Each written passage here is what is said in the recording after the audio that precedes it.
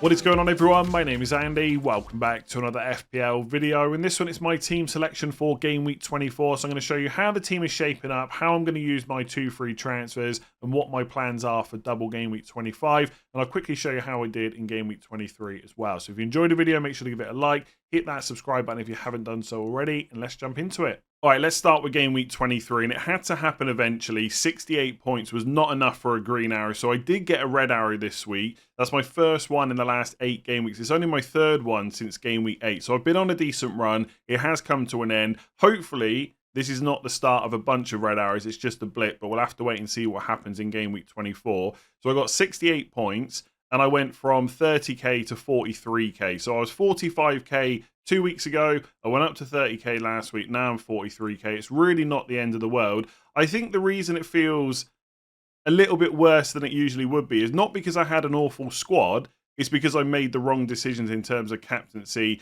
and most importantly, my bench as well. So I've got Phil Foden sat first bench. No luck in terms of someone missing out. So I've missed out on 20 points, which is massive. The only thing I would say as to why I'm not like super frustrated with it, and don't get me wrong, I'm not sat here happy that I got a red arrow that I've benched Foden, but ultimately, outside of Solanke, all of my attackers returned.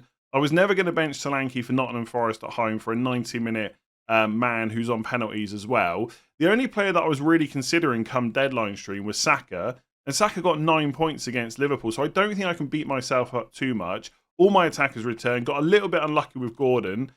He only got 4 points. He came off at half-time in a game where there was loads of goals. So he could have got another attacking return if he'd stayed on the pitch and not got injured. It is what it is. Sometimes these things happen. All you can do is keep making good decisions and hope that things go your way moving forward. In terms of the captaincy, I actually had it on Watkins for the team selection video last week, but I did say that if I bought Haaland in, I'd probably switch it to him. Ultimately, I just wasn't sure who to go with out of the rest of my attackers. In the end, I put the vice-captain on Palmer, and even he got more points than Haaland. But again, it is what it is. Alvarez to Haaland netted me a few extra points anyway, and it wasn't a massive red arrow or anything like that. I literally am back where I was a couple of weeks ago. So overall, my attack was decent, apart from my benching decision for Foden and captain in Haaland. Like Richarlison, 15 points. He's on a great run right now. Palmer chipped in again. Saka obviously got the goal, like I said. And Watkins' 18-pointer was absolutely incredible. But once again, the defence let me down. Porro, 1 point. Gabriel, -1. I still feel like that probably should have been an assist, and it would have been given a couple of seasons ago. But obviously, FPL are doing it a little bit differently now, so fair enough. Trent, 1 point, and Dubravka, 1 point as well. So yeah, small red arrow. Let's see if we can make better benching decisions in Game Week 24. So going into Game Week 24, I've got 2 free transfers still, and that's been the case for the last few game weeks, but that will stop soon. Either in Game Week 24 or Game Week 25, I'm going to have to use both of those free transfers, and I've got 1.7 million in the bank because Haaland's back in the squad now, so there's a bit less money to go around. Now, obviously, we have a double game week in 25 to think about. Brentford, Man City, Luton, and Liverpool are all doubling. As it stands, I've got 1 Liverpool player, which is Trent, and 2 Man City players, which is Foden and Haaland. And I need to add more to that. My decisions this week are really who to get rid of and in what order to bring the double game week players in. So on paper, my defence, I actually think looks okay this week, despite the fact it hasn't got me huge returns over the last couple of game weeks. Trent's got Burnley at home, and I think it's pretty encouraging that he's starting to build up his minutes. I would be surprised if he doesn't get past 60 minutes this time. I'd also be surprised if he doesn't start. I know a lot's being made about how good Bradley has played, and he has, but I think it's being underestimated a little bit just how good Trent is. Somehow, we've forgotten how good he is and how important he is to that Liverpool team. So if he's fit, he definitely starts, and hopefully he gets closer to like 70 minutes this week. In goal, I've gone for Dubravka, Forest away instead of Areola against Arsenal at home. I've still got no major plans to make a goalkeeper change. But if I had extra money, I'd think about someone like Alisson maybe as my third Liverpool player. Also, Kaminsky for Luton is not completely out of the question because he's got Sheffield United at home this week, a double in 25. I can just bench him in 26 and play my other goalkeeper when Luton blank. In 27, I think it's Villa at home. And there's a potential double in 28 against Bournemouth and Palace away from home. But I just don't think it's worth making that switch this week without knowing that double in 28 is definitely happening. So goalkeepers are going to stay as it is. I'm benching Areola, even though he's the home goalkeeper. Arsenal is a much tougher fixture than Forest. Although I'm a bit worried about the Newcastle defence right now, but not enough to spend a goalkeeper transfer on that position. It's just not worth it. With Gabriel, we will find out tonight whether Arsenal are playing in game week 29 or whether that game is potentially going to be off. It's worth saying that even if Chelsea win tonight, and Villa versus West Ham is definitely on in 29. The Chelsea versus Arsenal game could still be on in 29, but we won't know until before game week 27 because Chelsea will have to go and play Leeds or Plymouth Argyle. So obviously Chelsea could beat Villa and then lose to the probable winners of the other tie, which would be Leeds.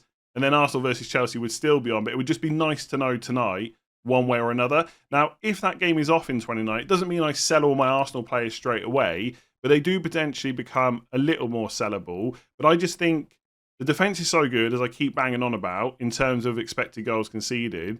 And the fixtures coming up aren't that bad either. And Arsenal aren't terrible away from home. It's West Ham away this week, Burnley away in 25, Newcastle at home in 26, Sheffield United away in 27, and Brentford at home in 28. So those 5 fixtures to come before the Chelsea game in 29, I'm more than happy to play one, if not both, of my Arsenal defenders in most of those games if I needed to. So I think for now, whatever happens in the FA Cup game tonight, Gabriel and Saliba probably both stay.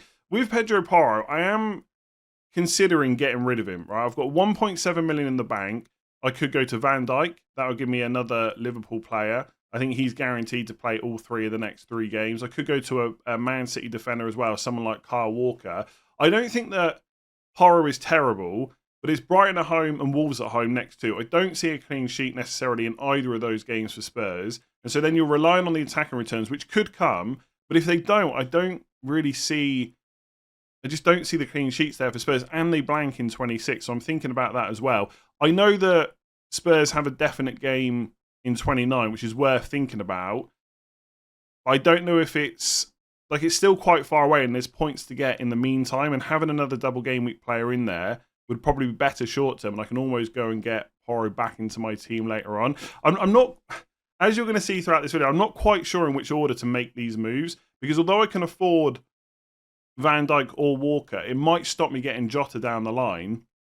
And I think if Salah's in any way a doubt for game week 25, even for one of those games, Jota's minutes are probably going to be pretty good, and I do want to be able to get him if I can. The other defender that I've considered, outside of Walker and Van Dijk, is just to go to Vardiol. Now, as I keep saying about most Man City and even Liverpool players, to be honest, that we're looking at for the double, there's no guarantee he will start every match over the next 3 to 4, but he might get enough where it's just worth the punt for 4.8 million, and that would leave my options open to still get Jota and Darwin Nunez later on. So for Man City, it's Everton at home. It's basically 3 home games for 24 and 25. Everton at home, Chelsea at home, Brentford at home. Will Vardiol start 2 of them? Probably, right? He might start all 3.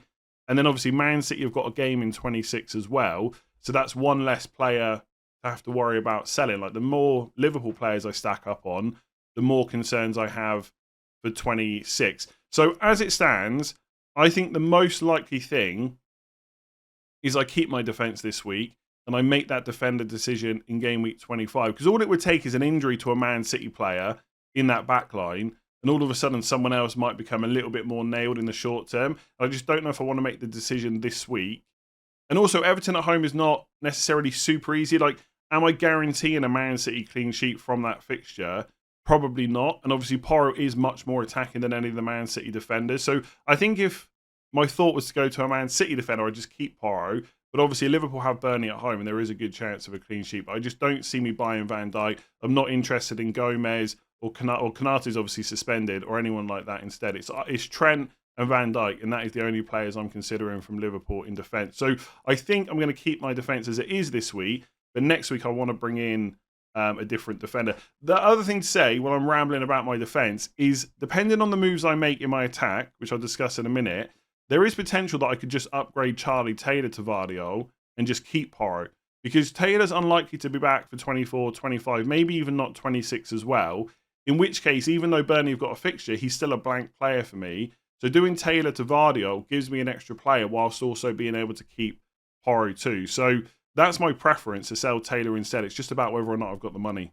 So my four-man midfield does include Phil Foden this week. I do have him in the first 11, and to be fair, he was always going to be with Everton at home. It's much easier to bench Gordon for Forest away than it was for Luton at home in game week 23. But of course, Gordon is also injured, right? We don't know yet what the time frame is for him getting back. I saw a tweet this morning that said it's not too bad, or maybe better than they first expected, but there is still no time frame. So would he be back for 24? I don't know. Either way, he's going to be on my bench, and I'll talk a bit more about replacements for him in a minute.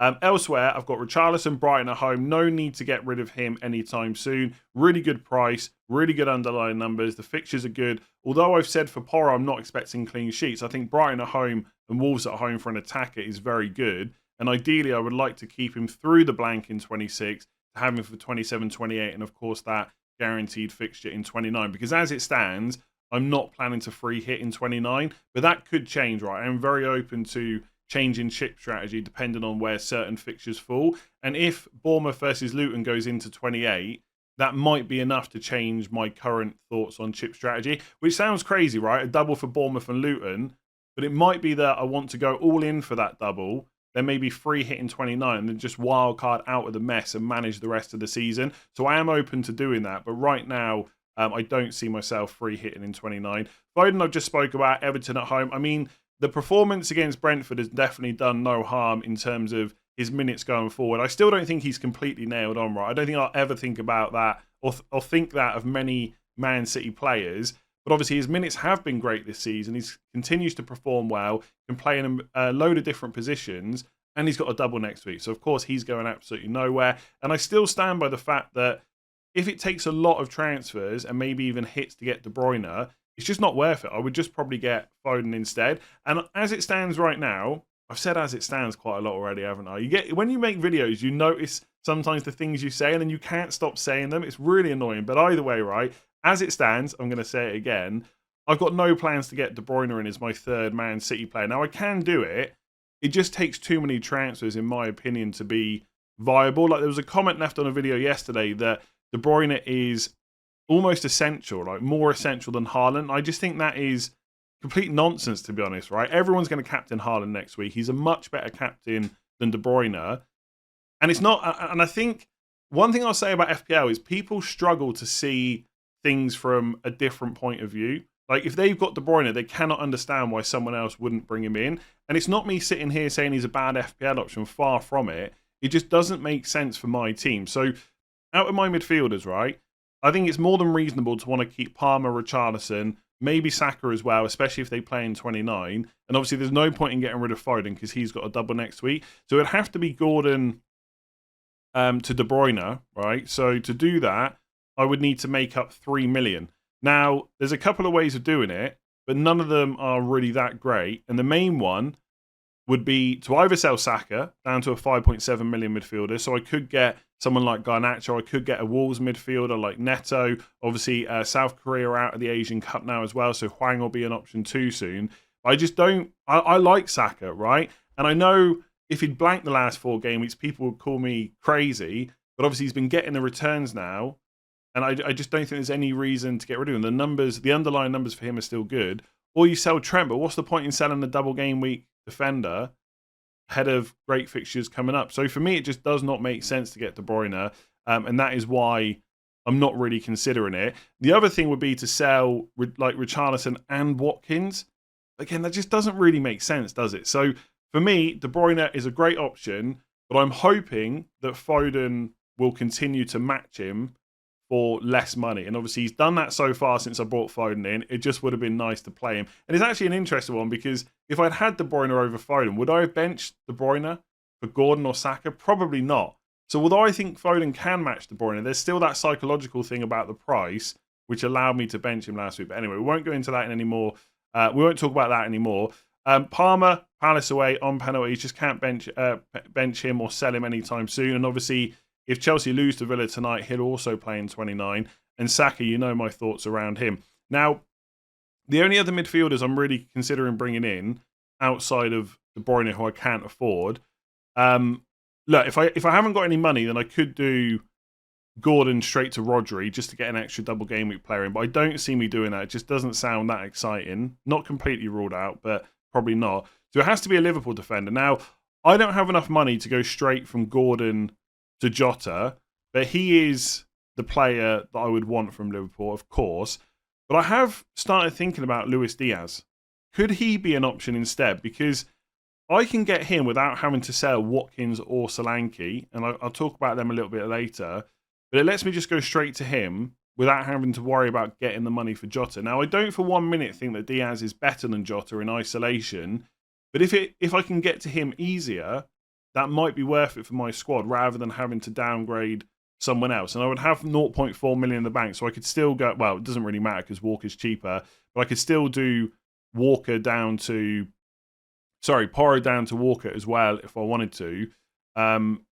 And that could be an option as well. And just ignore someone like Darwin Núñez. It doesn't feel great because I think if I was ranking the Liverpool attackers for the double, Jota and Darwin would be the top two. So going for Diaz doesn't feel great. But these are players that I'm almost certainly going to sell in Game Week 26 anyway. So it's just about what points they can get over a 2 game week period. And could Diaz outscore the other two over 2 game weeks? It's possible, right? It's not the most likely thing I would say. But if it happens, it looks really good. So I think Jota's the one I want. And he's probably the one that I'm still likely to get. But it has crossed my mind, if I didn't want to sell Solanke or Watkins, then I could just go straight to Luis Diaz. But if you're looking at your team thinking, which one should I bring in? It's definitely Jota. So just to sum it up, not selling any of my midfielders apart from Gordon. That may not happen this week.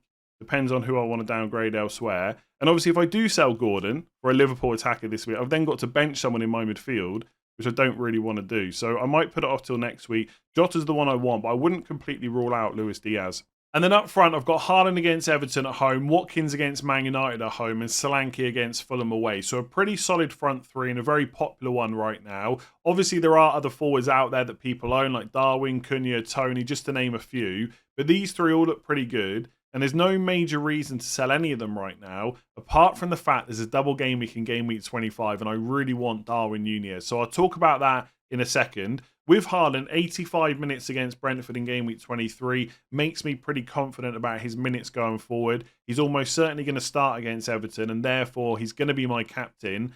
And obviously, without Salah as a contender, when Haaland's fit, he is captain most weeks. So captain this week, he'll probably be my triple captain in 25. And in 26, when obviously Liverpool blank, even if Salah's available, it's Bournemouth away. So that's captaincy sorted for the next 3 game weeks, unfortunately. I know a lot of people have liked the last few weeks where we've been switching it up a little bit.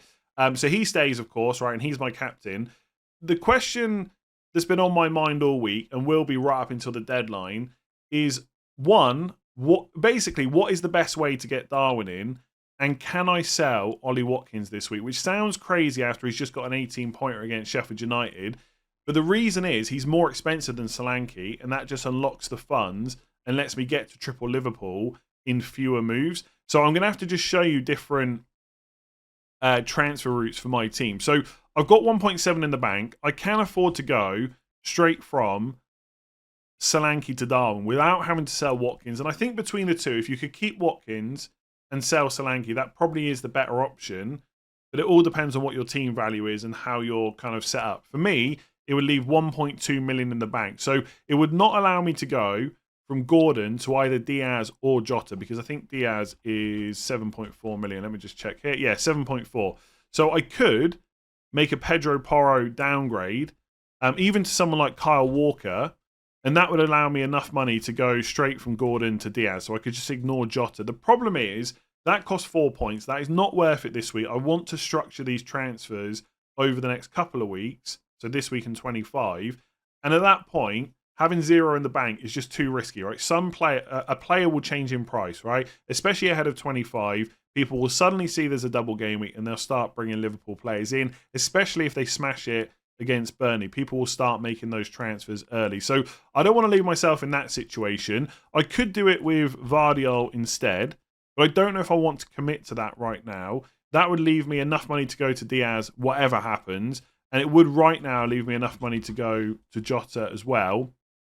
But again, it leaves me with nothing in the bank. So Solanke to Darwin, Gordon to Jota, and Porro to Vardiol leaves nothing in the bank. That move will not be on in Game Week 25. Whereas if I sell Watkins, things get really easy, apart from the fact I don't own Ollie Watkins, because doing him to Darwin Núñez leaves me 2.9 million in the bank. That lets me go from Gordon straight up to Jota, and I've still got 0.9 million to spend, which right now at least would allow me to do Charlie Taylor to Vardy. Now again, that move will probably not be on in 25, but I could just switch to doing Porro to Walker instead if I wanted to, and that would give me the triple up on Liverpool of Trent, Jota and Darwin, and it would give me Haaland and Foden plus one more Man City player to bring in 25 if I wanted to do that. Or I could just roll the transfer, just have 2 City players and have 2 transfers in 26 to deal with all the players that are blanking. I think as it stands, said it again, if Salah's not fully fit by 25, for me, the ideal triple up is Darwin, Jota plus a defender, right? You could go Darwin, Jota and Diaz if it fits in, but for my team, it's Darwin, Jota and a defender. I've got Trent. It could be Van Dijk if you want to play it safe. That's absolutely fine. And that is why I really want to get both of them. And selling Watkins is just the easiest way to do it. Now, it would only be for 2 game weeks, because in game week 26, I'll probably sell Trent, which would unlock a lot of funds to get Watkins back in. And I wouldn't lose that much money anyway. If I go to the transfer list part of FPL, I bought Watkins for 8.5 and he's gone up to 8.8. So if I sell him now for 8.6, it's going to cost me 0.2 to get him back in, which is not great, right? Because my team value is not brilliant. But I think for that potential upside of Darwin over the next 2 weeks, that's something that I'm definitely considering. And I would essentially be missing Watkins for Man United at home and Fulham away. I am a bit worried about what he could do in those fixtures, but I think for a double game week, I'm maybe willing to risk it. I think the annoying thing for me is, and why I really want to make the Solanke out move work instead, is he's got Fulham away and Newcastle away, which is not as good as what Villa have got. And then in 26, it's Man City at home. And there's not going to be a huge amount of returns in that game either. So it would be better for me to sell him and just get him back in later. But I think it makes more sense for my team to sell Watkins instead. But as you can tell, I'm not completely happy about it.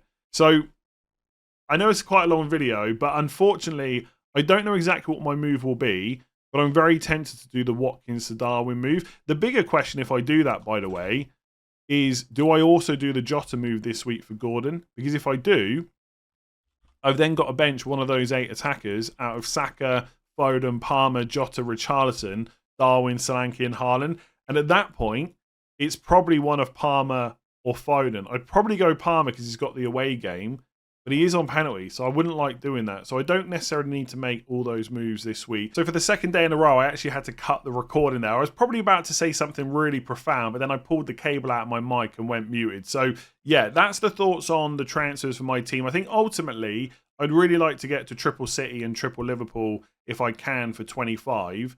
And in 26, I just take hits to kind of sort out all the blanks. I mean, one player that I've not talked about is Ivan Toney.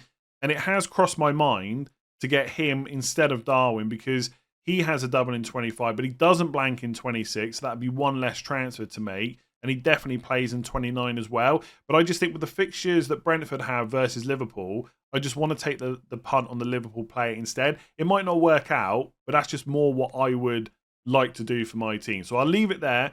If you've enjoyed that, make sure to give it a like and hit that subscribe button. Leave a comment on YouTube and let me know which one of these transfer routes I should go. Are Darwin and Jota absolutely essential for the double? Probably not essential, but I really would love them. And obviously, if you're listening on podcast, rate 5 stars as well. I'll be back tomorrow with a double game week and blank video. We'll have final thoughts on Friday ahead of the deadline stream on Saturday. I will catch you for all of that then.